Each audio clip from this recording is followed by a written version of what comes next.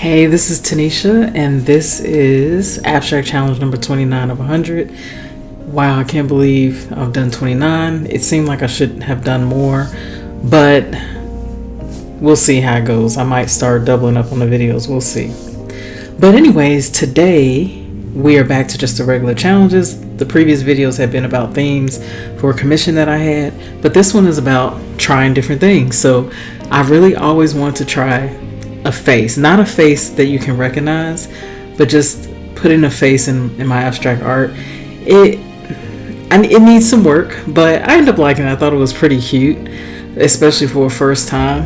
And again, it's just an abstract face. So the goal, for those of you who are new to the abstract challenge, I just try different methods so that maybe if I end up liking them, I'll spend more time working with that method and using it in my abstract art that I use outside of just this challenge.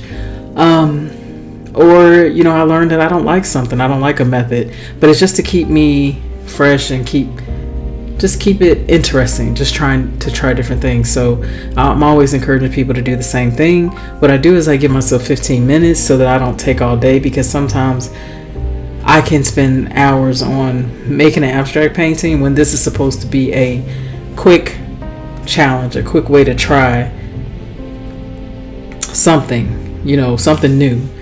So here I've used a lot of different tools already on the screen. I really didn't plan these colors, but I had these colors nearby, so I just grabbed them and used them. I believe I used cyan, I used a light pink, I also used some these Molotov markers, which honestly I don't even know how to pronounce it, but I just heard about them not too long ago, and I remember I had a gift card for Dig Blicks, so I thought, okay, I'll buy a couple of these and see what I think. I do like them. I did have some challenges here though.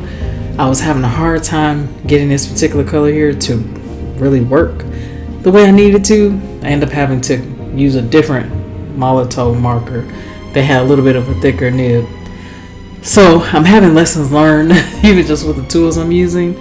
And I didn't practice the face or how I would do the face. I just thought I wanted something that would look abstract. It wasn't going to be perfect or anything like that.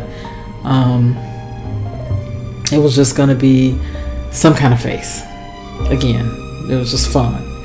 So I can think of a few things that I could have done better, and that would be to maybe make the face stand out more. But again, I didn't have much time to do all this. I could have made the parts outside of the face a little more lighter maybe, or I could have made the face a little more darker so it could stand out. But to be honest with you, in the end, I liked how it looked, and if you stay tuned, I will show you what it looked like in the end, because it always looks different once I let it dry and I scan it.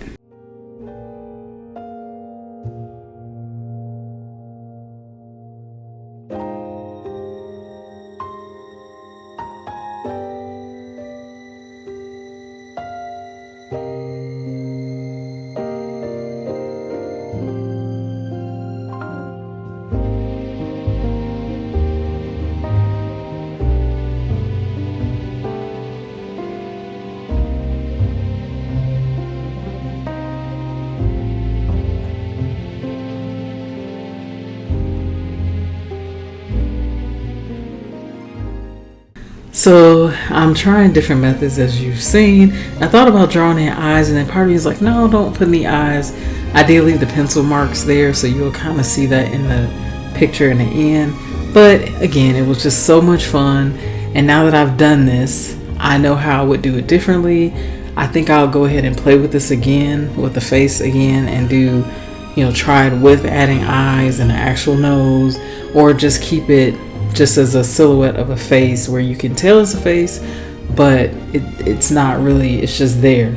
So I plan to just definitely play with that more. And I did use a new Dela Rani, I think it's called. I'm probably not saying it right. If you know how to say it, let me know. But they have a fluorescent pink, I believe, and I really loved using that in here, so I used it a lot. Those are kind of the brighter areas that's showing up here. So that was like really one of my favorites to use in this painting. And I just had fun using all my tools, whether they were light fast or archival tools or not. Because a lot of times when I'm working on my actual paintings, like on canvas, I try to make sure to use only the tools that are archival. Now here, I was trying to get this marker to actually splatter over the paper like it did early on in the painting, but it wouldn't do it again, so that was acting funny. So I had a lot of interesting things happen here. But anyways, I really like the effect of the white on this because it gives it a pop of color. And in the end, it just really looks so subtle and it's just so peaceful to me. I'd love to hear what you think in the comments about it. But I decided to pull the tape off earlier than I typically do just to move it around and give you a more up close look at it. I thought it was pretty cute. I love the colors. Nothing really stands out again, but I'll say I wasn't too happy when I did this, but we recovered. Or I should say I recovered. It looked horrible, but I was able to somehow make it blend in a bit into the background. So that saved it a little bit.